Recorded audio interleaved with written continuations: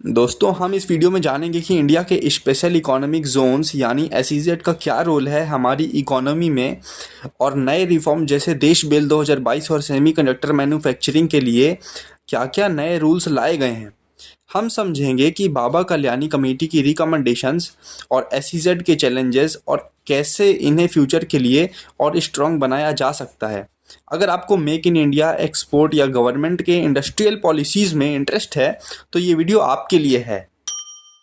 दोस्तों समझिए, एसईजेड एक ऐसी जोन है जहां सरकार ने ट्रेड को आसान बनाने के लिए कुछ स्पेशल रूल्स बनाए हैं। जैसे आप बॉर्डर क्रॉस किए बिना ही फॉरेन जोन में काम कर रहे हो। यहाँ ड्यूटी फ्री इंपोर्ट एक्सपोर्ट होता है, इंफ्रास्ट्रक्चर अच्छा होता है और बहुत सारी टैक्स छूट मिलती है। तो ऑब्वियस है कि एसईजेड इकोनॉमी के लिए एक इंजन की तरह काम करते हैं। अभी सरकार ने कुछ नए रिफॉर्म्स लाए हैं जो स्पेशली सेमीकंडक्टर और इलेक्ट्रॉनिक सेक्टर के लिए हैं। पहले 50 हेक्टेयर लैंड मैंडेटरी थी, अब सिर्फ 10 हेक्टेयर से काम चल जाएगा। ये स्टेप स्टार्टअप फ्रेंडली हैं और एंट्री बैरियर कम करेगा। साथ ही कंपनीज अब इंडिया के मार्केट में भी माल बेच सकती हैं। ये एक मेजर रिफॉर्म है जो इन जोन्स को एक्सपोर्ट के साथ डोमेस्टिक सेल्स भी अलाउ करेगा। देखिए, हर एसईजेड एक जैसा नहीं होता। कुछ सिर्फ सॉफ्टवेयर और आईटी के लिए होते हैं तो कुछ मैन्युफैक्चरिंग के लिए।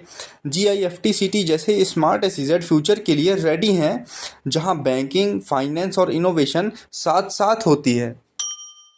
ये तो ठीक है कि एसईजेड के लिए रिफॉर्म्स हो रहे हैं, लेकिन प्रॉब्लम भी कम नहीं है। हाई कॉस्ट, पॉलिसी इंस्टेबिलिटी और इंफ्रास्ट्रक्चर गैप्स इन जोन्स को compete करने से रोक रहे हैं।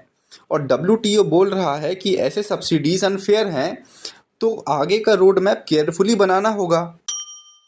2018 में बाबा कल्याणी कमेटी बनी थी जिसका मेन काम था एसईजेड का फ्यूचर डिफाइन करना। उन्होंने बोला कि एक्सपोर्ट पे फोकस करके एम्प्लॉयमेंट और इन्वेस्टमेंट पे ध्यान दो। तो इंटीग्रेटेड इंफ्रास्ट्रक्चर, ऑनलाइन अप्रोच और इंडियन मार्केट एक्सेस जैसे रिफॉर्म्स फ्यूचर रेडी एसईजेड बनाएंगे। एसईजेड्स को रिवाइव करने के लिए लॉन्ग टर्म रिफॉर्म्स चाहिए होंगे। सिर्फ टैक्स बेनिफिट्स नहीं बल्कि लॉजिस्टिक्स स्किल्स और सेक्टर वाइज स्पेशलाइजेशन पे काम करना पड़ेगा। अगर चाइना और यूएई को compete करना है तो उन्हीं के जैसे जोन्स और ईस्ट चाहिए हमें भी। देखिए, एसईजेड के अलावा भी इंडिया में काफ़ी इंडस्ट्रियल इनिशिएटिव्स चल रहे हैं, जैसे एनआईएमजेड और इंडस्ट्रियल पार्क्स। इन सब का कोऑर्डिनेशन एसईजेड के साथ करके pan India industrial ecosystem ready किया जा सकता है।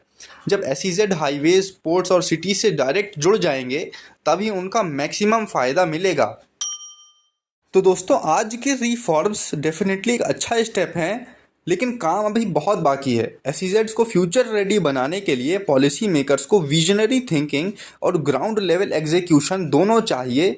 अगर सही से इम्प्लीमेंट हो गया तो एसईजेड्स इंडिया का ग्लोबल मैन्युफैक्चरिंग हब बन सकते हैं।